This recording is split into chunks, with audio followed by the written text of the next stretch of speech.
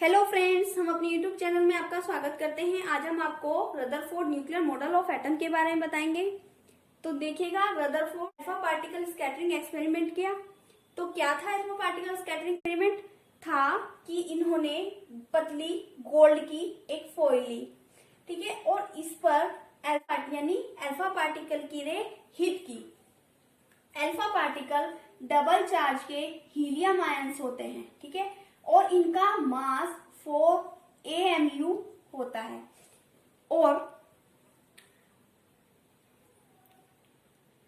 और lead box में radio active elements को रखा। ये लेड बॉक्स है, इसमें रेडियो एक्टिव एलिमेंट्स को इन्होंने रखा। रेडियो एक्टिव एलिमेंट्स यानी कि रेडोन या पोलोनियम, ठीक है, ये रेडियो एक्टिव एलिमेंट्स हैं।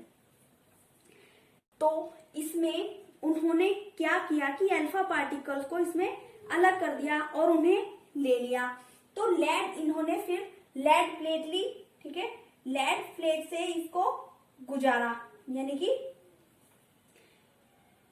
लेड प्लेट इन्होंने क्यों लगाई? कि लेड प्लेट इसलिए लगाई क्योंकि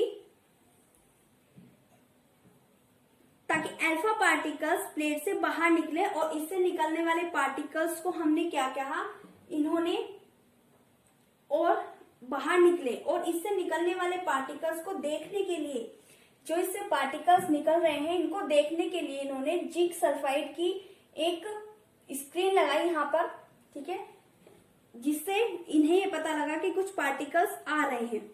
कुछ अल्फा पार्टिकल्स जो हैं वे सीधे निकल गए, ठीक है, और कुछ डिफ्लेक्ट हुए। बहुत ही कम पार्टिकल्स, जैसे यहां से कोई पार्टिकल आया, कुछ सीधे चले गए, कुछ डिफ्लेक्ट, और कुछ जो है वो वापस आ गए, यानी कि रिबाउंड हो गए, सीधे जाकर सीधे वापस आ गए, ठीक है।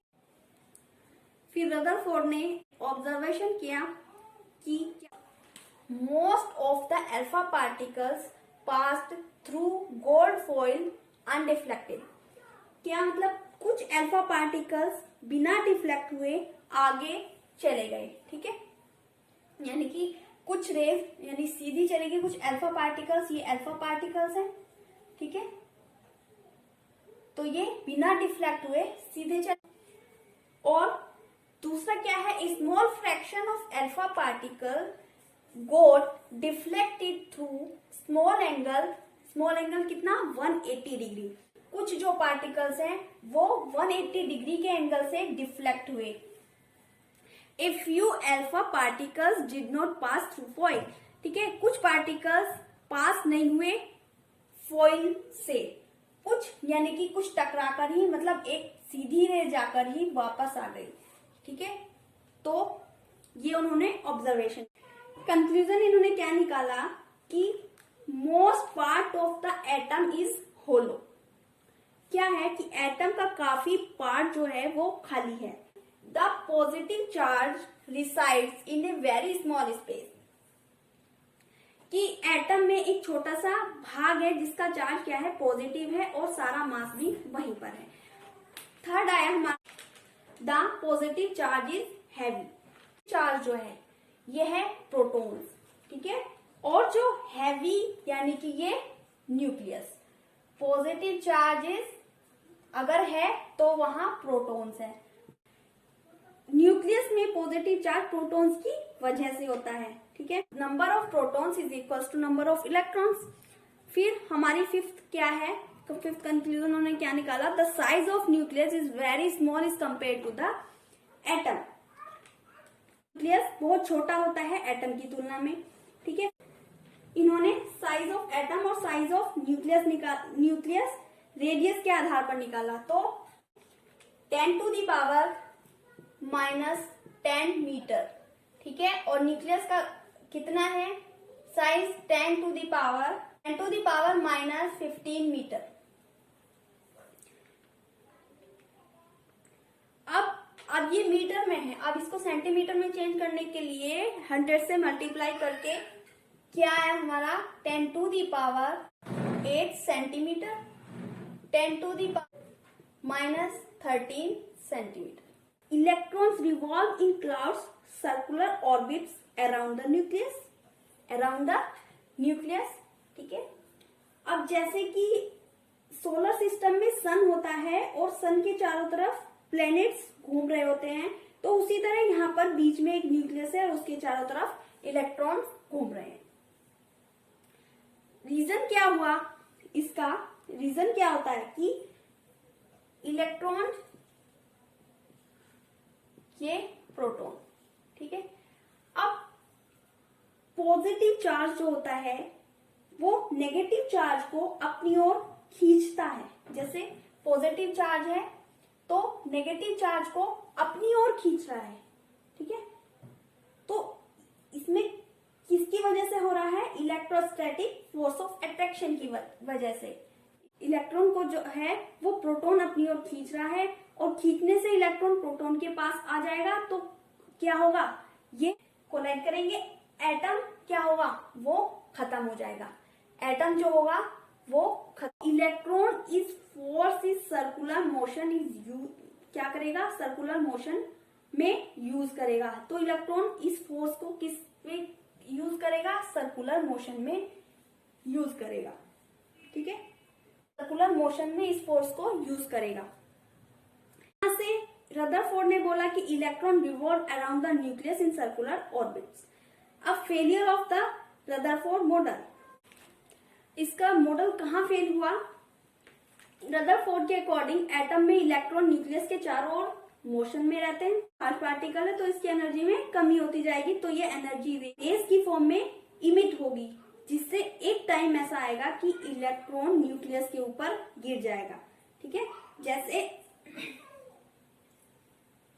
चार्ज पार्टिकल एक्सिलरेट होता है तो चार्ज मतलब क्या होता है कि चार्ज पार्टिकल रेडिएशन इमिट करता है, जिसकी वजह से इलेक्ट्रॉन गोल गोल मूव करने लगता है, ठीक है। अब क्योंकि वो रेडिएशन इमिट कर रहा है तो इसका ये एक सर्किल है जो, तो वो छोटा होता जाता है, ठीक है। और धीरे धीरे न्यूक्लियस के पास आकर न्यूक्लियस के ऊपर गिर जाना चाहिए, ठीक है। अकॉर्डिंग टू मैक्सवेल, जब भी कोई चार्ज पार्टिकल एक्सिलरेट होता है तो चार्ज पार्टिकल रेडिएशन इमिट करता है, जिसकी वजह से इलेक्ट्रॉन गोल गोल मूव करने लगता है। क्योंकि वो रेडिएशन इमिट कर रहा है तो इसका क्या है कि वो सर्कल है जो छोटा होता जाता है और धीरे धीरे न्यूक्लियस के पास आकर उसके ऊपर गिर जाता है, ठीक है। तो ऐसा नहीं होता है, ठीक है। तो यहीं पर ये थ्योरी फेल होती है। Not explain stability of atom और he is not explain line spectrum, यानी कि डिस्क्रीट स्पेक्ट्रम ऑफ एटम। अब क्रम क्या होता है? जब कोई लाइट प्रिज्म से पास होती है तो वो अपने 7 कलर में डिस्ट्रीब्यूट, लाइट प्रिज्म से पास होती है तो वो अपने 7 कलर में डिस्ट्रीब्यूट हो जाती है, तो उसको हम स्पेक्ट्रम बोलते हैं। अब देखिए, जैसे हमने हाइड्रोजन गैस ली और उस पर हमने व्हाइट लाइट क्या किया? डाली, ठीक है। व्हाइट लाइट डाली, व्हाइट लाइट डालने पर हमने देखा कि एक तरफ स्क्रीन पर वायलेट कलर आ रहा है, ठीक है, और इंडिगो है और ब्लू कलर है, लेकिन ग्रीन, येलो, ऑरेंज, रेड ये सब गायब है। तो वायलेट कलर बहुत ही ज्यादा है, इंडिगो बहुत ही थोड़ा सा है, ब्लू बहुत ही कम है। तो कुछ इलेक्ट्रोमैग्नेटिक वेव्स यहाँ से पास करके यहाँ तक पहुंच रही हैं। कुछ इलेक्ट्रोमैग्नेटिक वेव्स जो हैं यहाँ से पास करके यहाँ तक पहुंच रही हैं। कुछ रेज यहाँ से नहीं पहुंच रही थी, तो इन्होंने बोला कि लाइन स्पेक्ट्रम, यानी कि इन्होंने इसे बोला लाइन स्पेक्ट्रम या डिस्क्रीट स्पेक्ट्रम ऑफ एटम। तो ये 2 रीजन थे इसके, जिनकी वजह से ये मॉडल फेल माना जाता है। फिर नील्स और बोहर आए। इन्होंने कहा कि इलेक्ट्रॉन्स रिवॉल्व तो करते हैं लेकिन कुछ स्पेशल ऑर्बिट्स पर, जिन्हें हमने कहा डिस्क्रीट ऑर्बिट्स ऑफ इलेक्ट्रॉन। आती है बात वैलेंसी ऑफ इलेक्ट्रॉन की। Valency of electron, valency of electron क्या होता है? एटम में आउटर मोस्ट ऑर्बिट में जितने इलेक्ट्रॉन होते हैं ना, उन्हें हम वैलेंस इलेक्ट्रॉन कहते हैं। जैसे एग्जाम्पल है सोडियम का। सोडियम का एटॉमिक नंबर होता है 11, इसका इलेक्ट्रॉनिक कॉन्फ़िगरेशन होता है 281। इसके फर्स्ट ऑर्बिट में 2 इलेक्ट्रॉन है, दूसरे ऑर्बिट में 8 इलेक्ट्रॉन है, और आउटर मोस्ट ऑर्बिट में कितने इलेक्ट्रॉन है? 1 इलेक्ट्रॉन है, ठीक है। तो इसकी तो इसका नंबर ऑफ वैलेंस इलेक्ट्रॉन क्या हुआ? 1, क्योंकि इसके आउटर मोस्ट ऑर्बिट में कितने इलेक्ट्रॉन है 1। अब जैसे एक एग्जाम्पल है क्लोरीन का, इसका एटॉमिक नंबर होता है 17, तो इसका इलेक्ट्रॉनिक कॉन्फ़िगरेशन क्या हुआ 2 8 7। तो इसके आउटर मोस्ट ऑर्बिट में कितने इलेक्ट्रॉन है 7, तो इसका नंबर ऑफ वैलेंस इलेक्ट्रॉन क्या हुआ 7 हुआ। वैलेंसी, अब बात आती है वैलेंसी की। The number of electron gain lost by the an atom to complete its outer most shell is known as valency. क्या कहा हमने कि जब एटम किसी के साथ रिएक्ट करते हैं तो एटम चाहता है कि इनका outer most orbit completely fill हो जाए। तो ये सिर्फ 2 ही केसेस में होता है कि इलेक्ट्रॉन गेन करे या इलेक्ट्रॉन लूज करे। तो जैसे सोडियम का चार्ज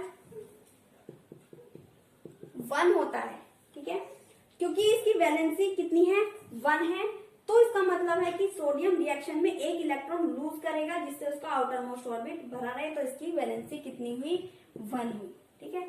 फिर जैसे एक फ्लोरीन एटम है, उसका आउटर मोस्ट ऑर्बिट में कितने इलेक्ट्रॉन है 7 इलेक्ट्रॉन है, जैसे 9, ठीक है। तो इसका इलेक्ट्रॉनिक कॉन्फ़िगरेशन हुआ, तो इसके आउटर मोस्ट ऑर्बिट में कितने इलेक्ट्रॉन है 7। तो ये 7 इलेक्ट्रॉन लूज कर रहे, इससे अच्छा ये एक इलेक्ट्रॉन गेन ना कर ले। तो ये अब आती है बात आइसोटोप्स की। These are the atoms of the same elements having the same atomic number but different mass number, ठीक है। जैसे हाइड्रोजन के 3 आइसोटोप्स होते हैं, प्रोटियम, ड्यूटेरियम, ट्राइटियम, ठीक है। तो अब आती है बात आइसोबार्स की। आइसोबार्स क्या होता है? Isobars are the atoms of different elements having the same mass number but different atomic number, ठीक है। तो जैसे डिफरेंट एलिमेंट के आर्गन और कैल्शियम है, इनके एटॉमिक नंबर, आर्गन का एटॉमिक नंबर होता है 18, कैल्शियम का एटॉमिक नंबर होता है 20, लेकिन इनके मास नंबर सेम है। तो क्या कहा मैंने कि same mass number but different atomic number, ठीक है। तो थैंक यू। अगर वीडियो पसंद आई हो तो लाइक एंड सब्सक्राइब।